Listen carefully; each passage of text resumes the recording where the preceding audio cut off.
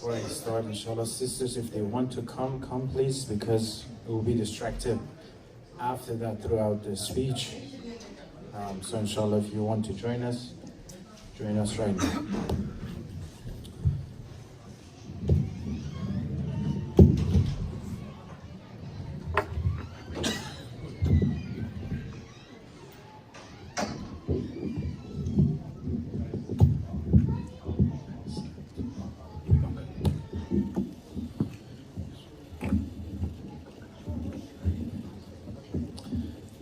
السلام عليكم ورحمة الله. وعليكم السلام ورحمة الله. أعوذ بالله من الشيطان اللعين الرجيم. بسم الله الرحمن الرحيم. الحمد لله رب العالمين. الصلاة والسلام على سيدنا ونبينا حبيب قلوبنا وطبيب نفوسنا وشفيع ذنوبنا أبي القاسم المصطفى محمد. اللهم صل على محمد وآل محمد وعلى أهل بيته الطيبين الطاهرين واللعنة الدائمة لأعدائهم أجمعين من الآن إلى لقاء يوم الدين. بسم الله الرحمن الرحيم. رب اشرح لي صدري ويسر لي أمري واحلل عقدة من لساني يفقهوا قولي. May Allah inshallah bless you all for your presence in this majlis tonight, and inshallah make our presence in this majlis reward and inshallah thawab for dunya wal akhirah. Recite another salawat ala Muhammad wa ala Muhammad. اللهم صل على محمد وآل محمد. Inshallah accept all your amal, your ibadat in this holy month, inshallah, month of Rajab. One of the best month, alhamdulillah, that we have, month of ibadah, month of Allah subhanahu wa ta'ala. We have the hadith that one of the companions of Imam saw him towards the end of month of Rajab. Imam told him, did you fast any days in month of Rajab? He said, no, I couldn't. Unfortunately, I couldn't fast any days. Imam says, you missed as many thawab and reward that you didn't fast in this month, that no one can count the thawab of that except Allah Himself. You missed that much. Even one day of fasting in this month, it's an important opportunity and promotion that Allah subhanahu wa ta'ala has for us, inshallah. We still have some days left from this, so inshallah we'll be among the Ainar Rajabiyun. They say at the day of judgment, we are Rajabiyun. We are those people who were taking care of the month of Rajab, inshallah. Will be part of this month, inshallah. Salawat ala Muhammad wa ala Muhammad. اللهم صل على محمد وآل محمد. Alhamdulillah, we have the tawfiq to continue the course and the topic that we were following. What was the topic of the course? Different kinds of nafs. What was the main topic, the theme? Different type of nafs. Self-awareness through self-improvement through spiritual awareness. We talk about self-awareness, we talk about different aspects of tips, how to be aware and how to control nafs. And we got to the topic last session that now that I want to be aware of myself, I have to know my nafs, different aspects of my nafs. A mechanic, if he wants to be a good mechanic, he has to know the components of the car. A doctor, a physician, before he starts surgery, he or she has to know what is going on in the body, the components, right? Before they fix anything. If I want to fix things with myself, if I want to be aware of myself, if I want to correct my deficiencies, I have to know what is going on in my soul. I have to spend enough time with myself through the riwayat, through the Quran, through the teachings of Allah, to know myself better. Remember that hadith, Man arafa nafsah faqad arafa rabbah. Amazing hadith. The one who recognizes himself or herself will recognize Allah subhanahu wa ta'ala. There's a huge and amazing universe within yourself. Don't look at yourself, don't underestimate yourself, right? Allah subhanahu wa ta'ala, us, we are the masterpiece of Allah's creation.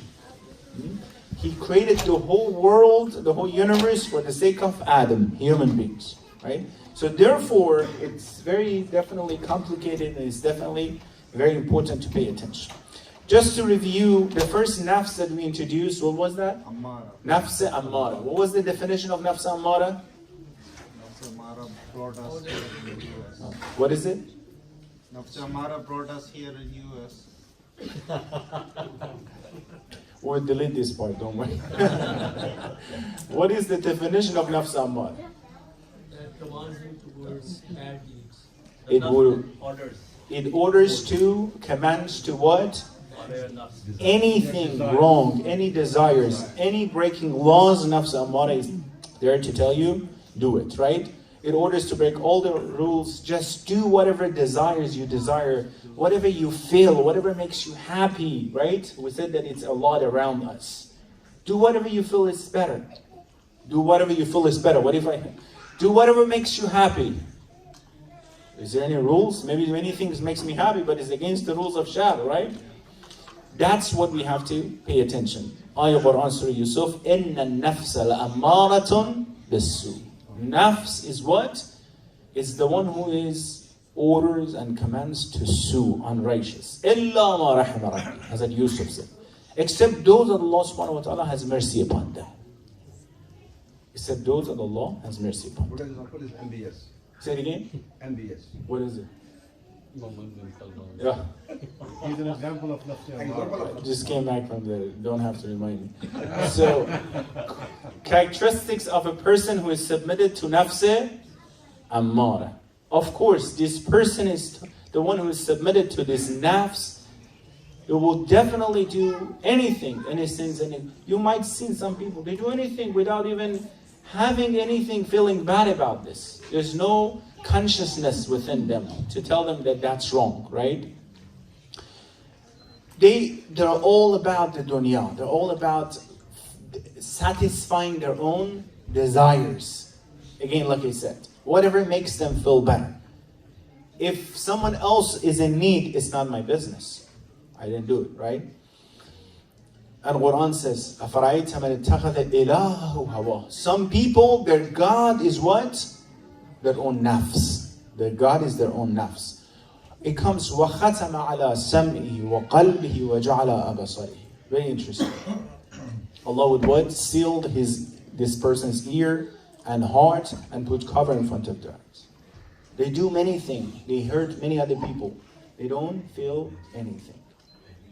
And that's one of the worst part that can happen. We talk about this hostility and we talk about how to control nafs ammara, as you see, to remember Allah subhanahu wa ta'ala, define your deficiencies, be aware of your desires, practice and control your desires, tawassul to Ahlul Bayt, analyze your progress, that we talked about this. The second type, that's inshallah tonight we're going to talk more about it. The second type of nafs is nafs lawwama. What is the definition of nafs lawwama? Who knows? That takes that self. Tell me, is it bad or good? It's a good one. It's a good one? So now tell me the definition of it. What does it do, this nafs? You know the car again? It says this part does this, this part. Mati. Muti. Which is obedient. Nafs. Nafs lawwama muti. If you do something wrong, Obedient. it self-accuses or does malamat and other to himself. Malaman. Good. Anybody else? This not make you realize that you did a sin and then you need to fix your... How does it make you realize that you made? There's something about the word lawwama. You're right, malama. What is it? Rule and command to do the right and good things. Conscience, self-regret. Ahsan. Self-regret. So, lawwama means self-reproach, self-reprimand, right? That you... How many of you guys, sometimes before, now that mashallah you're very good, but before, if you did something wrong, after that you were feeling so bad. You were regretting, right? You didn't like what you did. You said something after, I shouldn't have said that. That was wrong, right? You were just talking to yourself. You were not okay with yourself. This nafs is the one that is what? Is the one that is there. If the person is deceived by what? Nafs ammara. Tells him to do that, tells her to do this and that. Lawwama comes and is what? Reprimanding it. You were not supposed to do that. Why did you do that? That was wrong. This is the first filter in front of me and my goodness that this nafs starts. This consciousness. Now tell me if this nafs is dead in someone. Tell me what's going to happen. If this nafs is not working, if it's dead in someone, what will happen? God without break. The what? Nafs Amara will take over. And what will happen? He's a living dead. He's a living dead. Quran said this. Quran says people of Jahiliyyah, they were dead. Dead people walking on the ground. Instead of being in the ground, they're on the ground. Why? Because the soul is dead. There's nothing to tell them that was wrong. And you can see a lot of people like this. A lot. They do something that when you see you cry, you can't even hear. They do and nothing would bother them. Nothing will bother. They think they're okay and everything is fine, right? The feeling of guilt that this person would face, why did I do it, will increase the awareness. Remember self-awareness? It will tell you that's wrong. This feeling of guilt will make you feel you shouldn't have done that. It will make you more aware of yourself that this might be one of your deficiencies. And it will reinforce you to stop committing that. One of you guys said something like that. So by feeling guilty about it, so it's a good feeling. Hadith says, Salawat ala Muhammad wa Muhammad.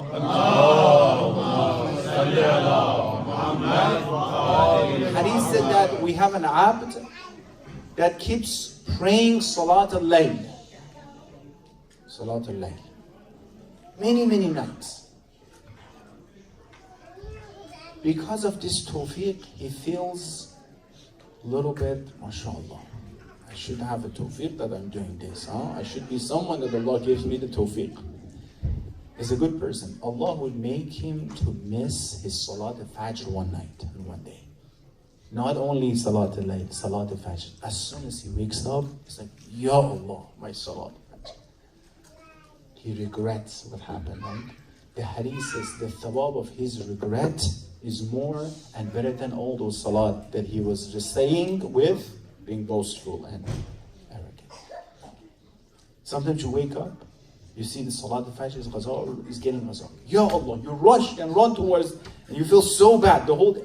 That's a great feeling. It's a great feeling. Keep it alive. Keep this feeling. You might just, the whole day you might feel bad. That's what you want, right?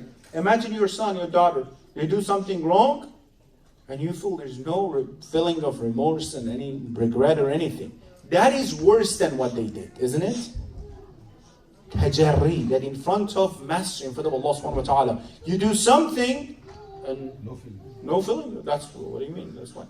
And worse than that is to justify it. Huh? Your son comes to, that's your fault, Dad. If I did it because I'm your son, so you did it. That's even worse than, right? I said that our Ustad Rahmatullah, he was saying, even if you do something, even if you have ghaibah and you're absent, make sure you don't justify it. Come and say, I did wrong. In front of Allah subhanahu wa ta'ala, no justifying. I did wrong, I'm sorry. Right? A poor person, when knocks on your window in the intersection at light, doesn't justify, doesn't give a lecture. Says, I'm in need, give me please. That's it. This is the sign, right? In front of Allah, that's it. Ana al-faqir. I'm poor, I'm in need. You give me, right? وَأَنْتَ الْتَبِيبِ. You're the tabib for me. You're the one who can cure me. Surah Qiyamah, ayah 2, Bismillah ar-Rahman ar-Rahim. وَلَا أُقْسِمُ بِالنَّفْسِ الْلَوَّامَةِ. That's what Quran introduces. I swear by the self-reproaching nafs and consciousness. I would keep it alive. So this is a good feeling. How many of you guys realize this feeling within yourself? That when you do something wrong, you feel guilty? How many of you guys have felt this before? Have you paid attention? We all had it, but had you paid attention? That's important. The halat and conditions of your nafs, pay attention. Alright. Now tell me the characteristics of this nafs. A person who has this part of the nafs, nafs al-lawwama, active in his or her life. How would this person be? Based on this self-reproaching and reprimanding.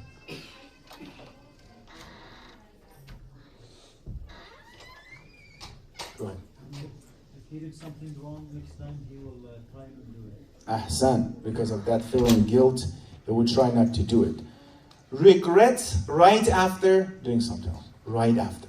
Hadith is saying, when an abd commits a sin, until 7 hours after that, 7 hours, they don't write it down.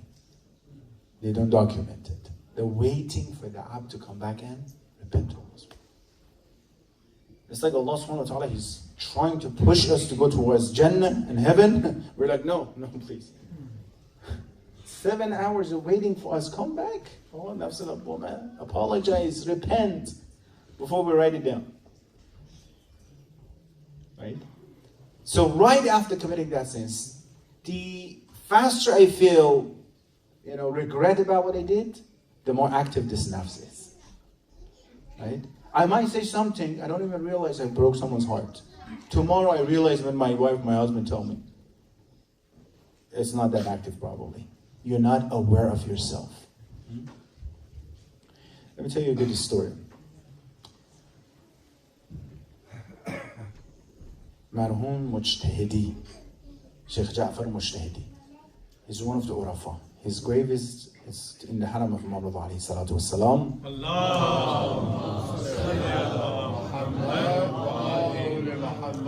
I don't know if I told you this story or not. It's amazing. One day, he was, let me wrap it up, it's a long story. He went somewhere in the mountain, he put his handkerchief to sit down, right? And then he wrapped it up, he walked 2 miles away from that, for example. Okay, he was an old person. When he went there, the other place, he wanted to take a wuzu, he realized that there are some ants on his handkerchief. From where? From that mountain. He said to his friends, I have to go back. This does not belong to here, I have to. They're like, okay, we have a car, let's go. He's like, no, I have to walk. 2 miles in one of our wives. He says, because Sheikh Ja'far should be more careful not to hurt the creations and creatures of Allah. He's doing tarbiyat of nafs. Many of other examples. That author went to a store to buy vegetables. He brought it home. He saw there's some, bugs or something on it. Took it back with him. We don't understand these things sometimes. What do you mean? But they're trying to what? To do tarbiyat of this nafs. The more you're mu'addab, you're polite, the more your tarbiyat and your training is more intensive, right? He's saying, nope, I have to walk to make sure next time I will be more careful what I'm doing. This is about that regret right after that. What else do you think nafs lawwama will bring for that person? Based on what we're talking. Based on that feeling guilt. You have to know right from wrong to be able to feel the wrong. Say it again. You have to know right from wrong to be able to feel. You have to know right. What is the characteristics of this nafs? Self-reformation. Self-reformation. This nafs somehow will do it, yes. What else?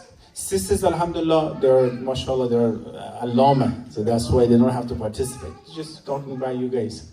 Yes, sisters, if you want, you can participate as well, of course. So, feeling guilty and shame of committing that sins, right? We're talking about this. That feeling guilt is very important. This person would wish that what? We could take it back. I wish I wouldn't have said that. I wish I could, praise. I wish I wouldn't. That comes to mind all the time, constantly. When I keep bothering myself with that, what will happen? I'll make sure I won't do it again. I'm punishing myself by making myself guilty of that. I would try not to do it again. Right? Someone lies. The feeling of guilt is working. Try not to do it again after that, right? This person will reprimand nafs and promise not to do it again. One of the brothers said that. So remember, the result of this nafs is what? Not to do it again. Not to repeat. It's not just feeling guilty and do it again. Even in khair. Have you seen the dua of Ahlul Bayt? Dua Kumail, Imam alayhi salam, he's crying. Imam Sajjad in dua is crying. Ya Allah. Even in khair, this nafs is saying, no, why didn't you do the better one? Yeah, I donated this much. Maybe I could donate it more. I helped this person. Maybe I help more. When you help someone, you do something khair. Was that enough? Maybe I should call, make sure that everything is fine, right? Even in khair, they try to make sure what? they're doing the best khair for others. That is what is in Ahlul Bayt, where we see that they keep quiet, they're ma'soom, they're infallible. But this nafs is active for them, that what? Of course, it's not for them, there's no lavama to feeling guilty about doing anything wrong, but they want to do the best all the time. Alright, so how do you think we should strengthen the nafs al-lawwama? This is a good nafs. What would help, do you think, that keeping that feeling alive? Increase taqwa. Increase taqwa. How can we increase taqwa? Get closer to God. The what? Get closer to God. How can I get closer to God? He thinks if you say something and we're Purify your heart. pure, how can I pray from my heart? Let's make it, practical. Learning what's right and wrong. One part of it, learning one is what is right and what is wrong. Exactly. What else? Try not to repeat what bothered you to begin with. Ahsan. Try not to repeat. But from there, I have a question. That we promise ourselves, speaking for myself, that if I hurt someone and I realize it, and I'll make a promise to myself, I'll not repeat it again. It keeps on happening. It keeps on making a promise. Is there a limit after which I'll say, you know what? My practice is not working. Is there anything else I need to do? How can I improve my lavama? What if your child does the same thing? What would you say? Sincerely, they come to you and they apologize. What do you do? Be steadfast and try not to do it again. I'm trying. Keep trying. What is the limit? None. Keep trying. For myself, there's a limit. I have to look at myself. You said something very important. You said the answer. Maybe my style is not working. Maybe something is going on. Maybe an external factor. Maybe my friend that I'm hanging out with, that's the reason. Maybe the place, maybe the people, maybe my work. Maybe something external, right? If you're communicating with each other, husband and wife, parents and children, and you think it's not working, don't try to push communicating with the same style over and over. I know people mostly, 40 years, same style of communication, they're pushing it. It's like it's gonna work finally, right? Some people, premarital situation, right? They find each other, 2-3 years they're talking to each other. I'm like, well, what do you have to talk about? It's like they know they're not good for each other. They're trying to push it, so maybe finally something would change. After a few sessions, initially if you're good for each other or not. The rest might be even in haram, right? So that's about this. If I see that it's not working, maybe I have to look at myself better and more carefully. Maybe something is wrong. Externally, internally, I have to change something. That's about it. Yes, it shouldn't be just, it will be, we have the tradition, it will be na'uzubillah, immaculating Allah subhanahu wa ta'ala. Amir al-Mu'min says, someone was saying, astaghfirullah, astaghfirullah. Amir al-Mu'min said something, it was like, you shouldn't just say astaghfirullah. This is not something, We think if 70 times you say astaghfirullah, astaghfirullah, Allah is going to forgive us. Allah is my cousin. So Allah, don't worry about this. I made a mistake, forgive him. Haram, sin, na'uzubillah, something happened. The whole world should come back, a miracle to fix it. That's important, right? So that's about the limit, so I make sure I don't repeat that. So, how many of you guys, when you want to make a decision throughout the day, the first things come to your mind is to check it with the divine, with Islamic regulations, before you make that decision.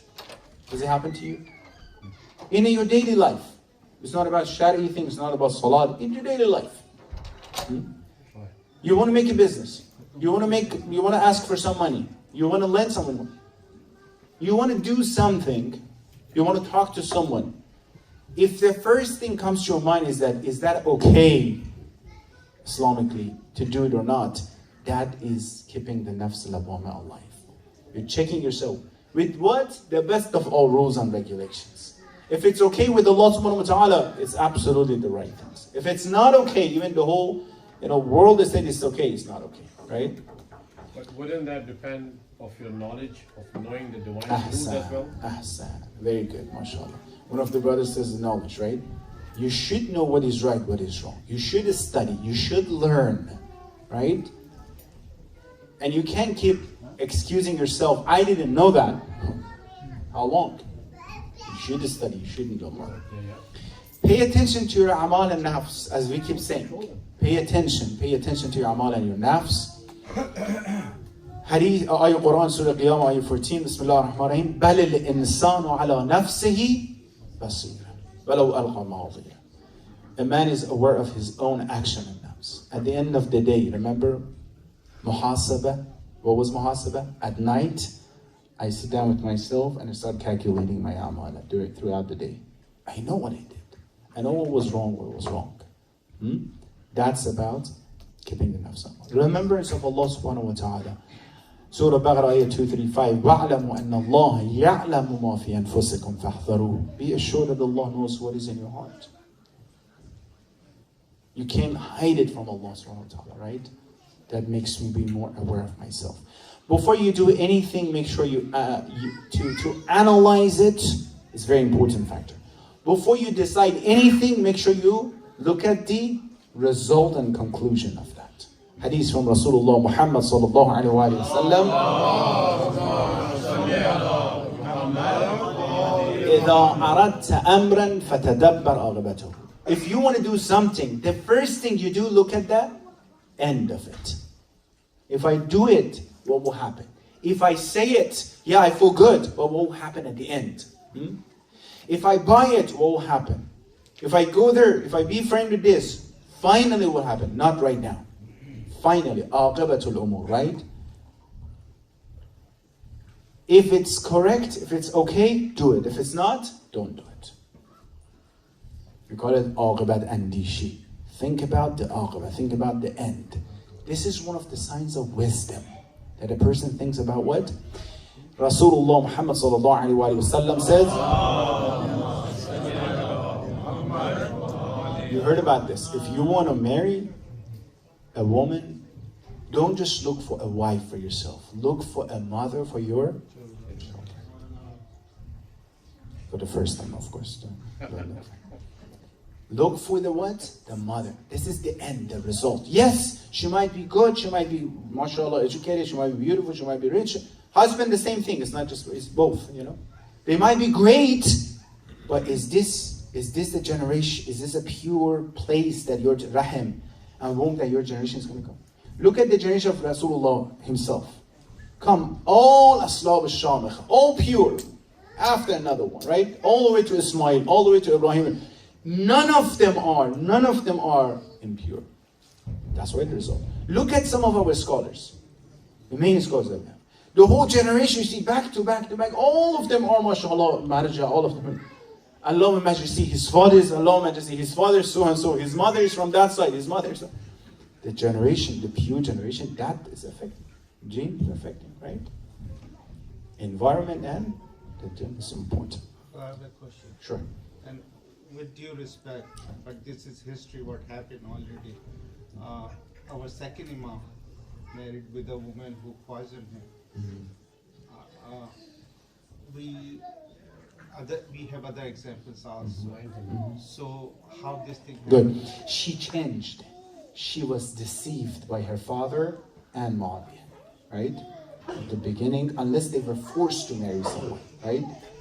Unless they were forced. But Ja'da herself, she was good at the beginning. She loved them. What happened is that they deceived her by, if you do this, we're going to give you this and that, right? Anyhow, that can be a test from Allah subhanahu wa ta'ala as well. Anyhow, the person can change herself as well. But when you see that the main generation of Ahlul Bayt comes from the purest generation. Imam Hussein to Imam Sajjad to the best generation, Imam Baqir, you see that? They had many other, wives and children as well. And many of the children of Imam, they were against Imams. You heard about this, right? Well, what happened? The most pure generation is the one that is important. So don't consider any sin, if we want to keep the nafs lawwama alive, don't consider any sin as a minor sin. And that's why this one, everybody's doing, La saghirata ma isra. Rasulullah told Abu Dharr. There's no saghira, minor sin, when you keep repeating it. That becomes a major sin, right? So don't consider that. All right. Any questions about, I think the time's up. So, what we need to do in our daily life which keep because we need a reminder every time that do the right thing. Is there any tools for the reminder which can keep us reminding, okay, we need to be a good Muslim. Keep Remember, doing we the talked about this. The first was what? Azm, that we have to decide to be good. Second one was what? Mushaf. The first one was yaqza, right? That I have to be awake. Second one was thinking, being aware of this. I want to be a good Muslim. That is the first decision. I want to finish my education, right? That decision comes from that.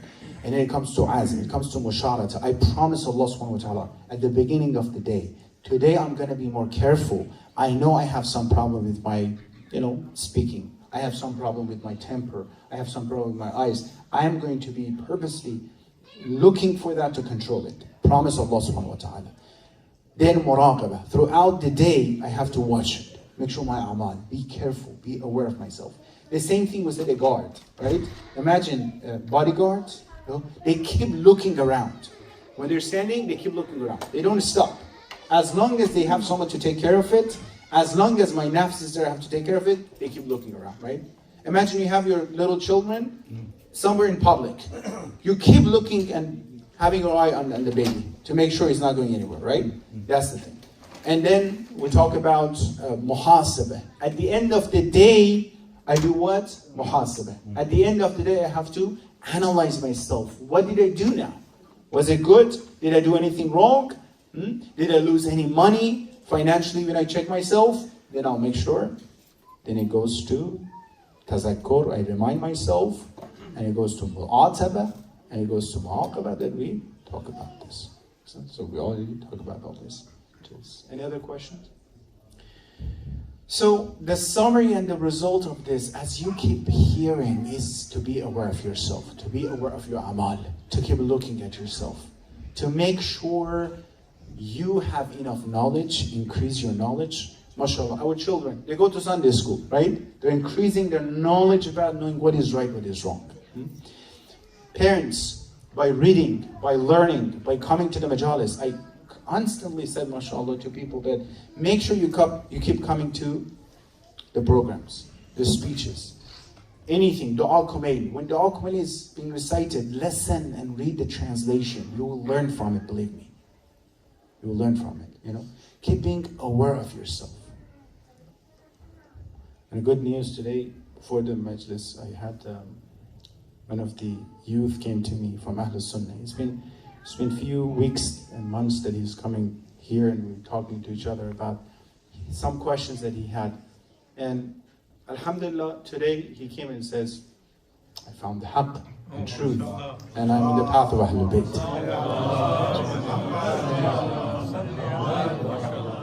Such a blessing.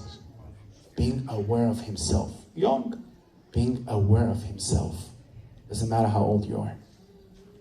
It's very difficult at the moment. But being aware and thinking about yourself, am I right? Whatever incentive it might be. Whatever the incentive it might be. Just being aware. Maybe I have to, maybe keep asking, questioning back and forth. This is what all of us we have to do. All of us, It's not just to be in the right path. It's about to make sure we continue the right path. So it's all about this awareness. It's all about being aware and learning and make sure everything is in that towards the path of Allah.